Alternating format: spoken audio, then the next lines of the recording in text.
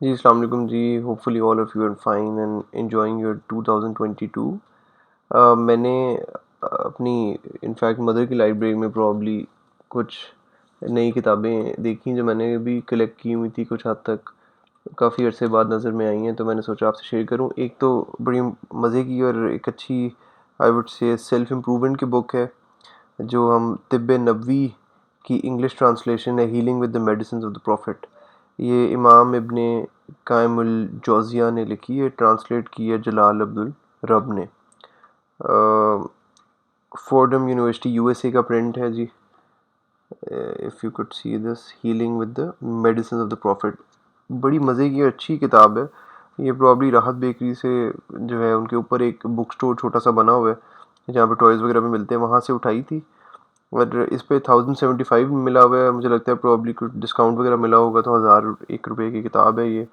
और बड़ी अच्छी किताब है। इसमें basically it's all about what you should eat, और जो हमारे इस्लामिक और कुरानिक और हदीस वगैरह में जो हमारी डिफरेंट क्योर हैं, हमारी जो डेली डिजीज़ होती हैं, उनके बारे में बड़ी अच्छे से एक्सप्लेन किया हुआ है और बड़ा आसान वे में लिखा हुआ है।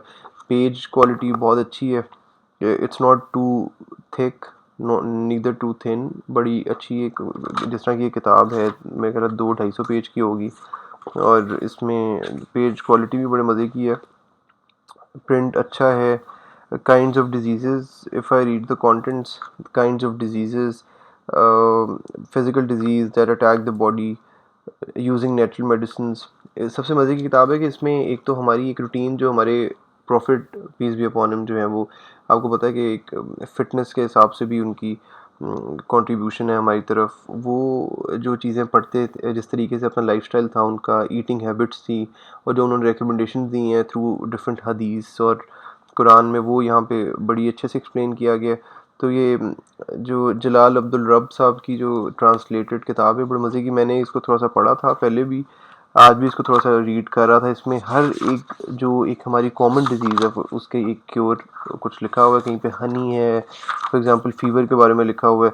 इसके पार्ट 2 में क्योरिंग फीवर जो है, उसमें लिखा हुआ है कि जी जो फीवर है उसके बारे में क्या उनकी सेइंग्स हैं। This is very interesting book, and I think this is something we all should have. Doctors have conflicting opinions regarding cupping of the nape cavity.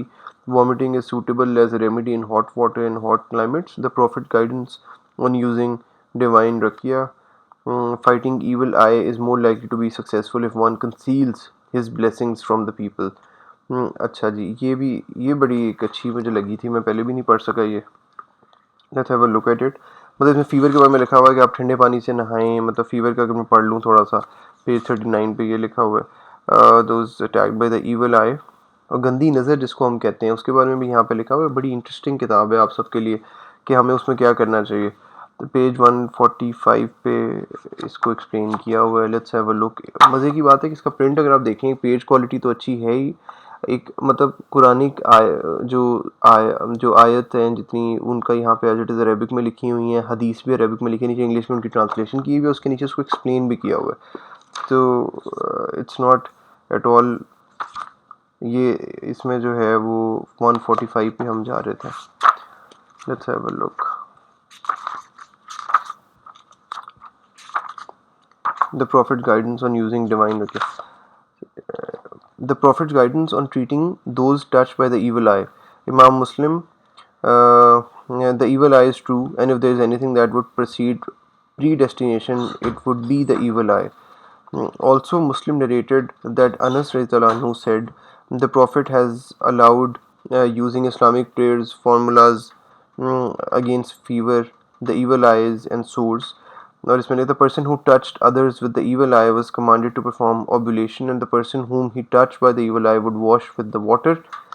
और इसमें जो है वो ईवल आई, जो गंदी नज़र होती है, जो अब मुझे नहीं पता कि गंदी नज़र का कॉन्सेप्ट क्या है, क्योंकि आजकल तो चैरिटी भी जो होती है सोशल मीडिया पे होती है, एक मोड ऑफ कम्युनिकेशन बन चुका हुआ है। इसमें ये पढ़ने की और हमें रिसर्च करने की ज़रूरत है कि ईवल आई किस हद तक जो है वो बुरी नज़र हमें लगती है, या जो हमें अचीवमेंट्स हैं वो हमें दूसरों को अपनी बतानी चाहिए या नहीं बतानी चाहिए। I have always been confuse about it. Probably पढ़ूंगा जब टाइम मिलेगा, इसमें हमें रिसर्च लाजमी करनी चाहिए।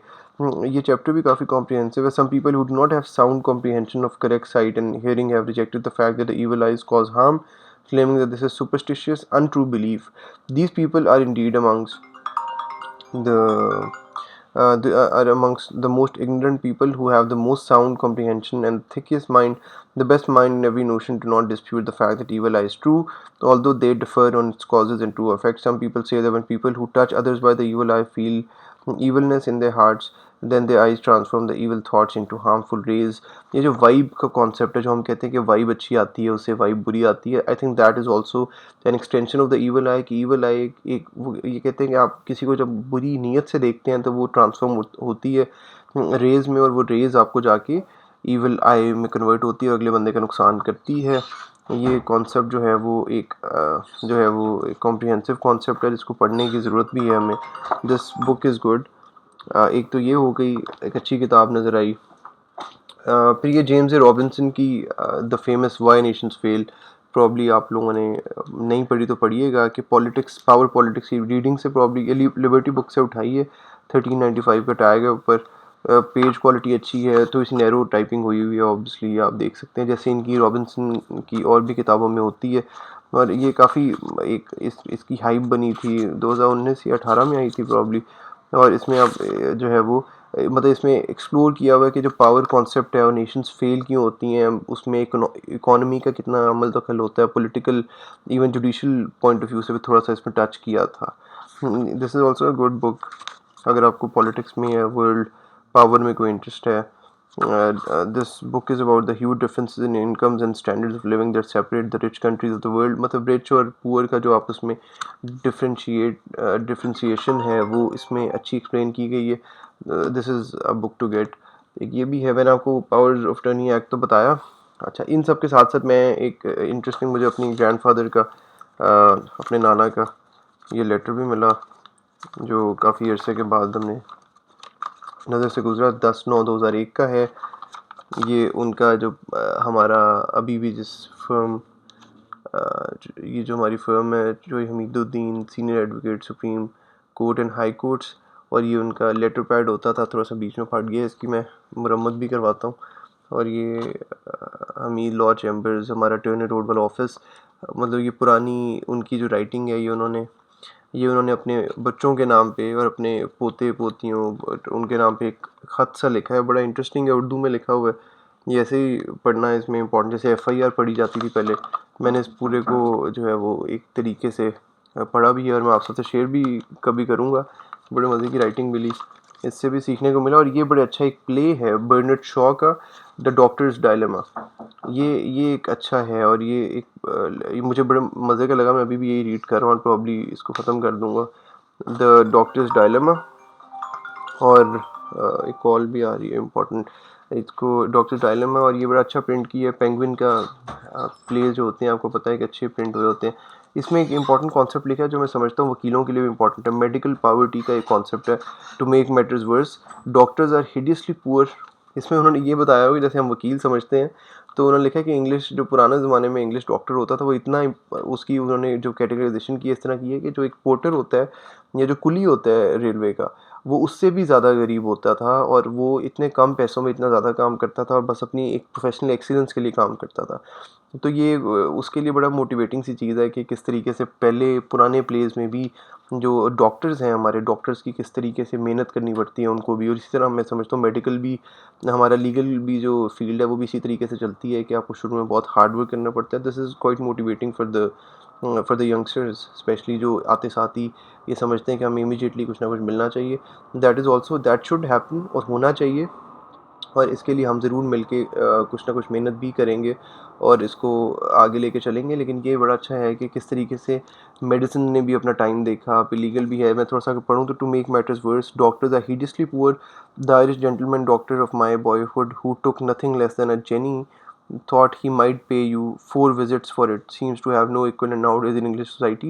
ये मैं इसका चैप्टर पढ़ा था, मैं सोचा आपसे शेयर करूं. Better be a railway porter then ordinary English general practitioner. General practitioner जो है वो कहते हैं जी पोर्टर एक जो रेलवे का वो बेहतर होता है इससे, क्योंकि 3 शिलिंग्स ही लेता था और जो वो वहाँ पे वो 23 शिलिंग्स एक दिन में कमा लेता था उस टाइम पे. तो their patients are the far more देगनेंट.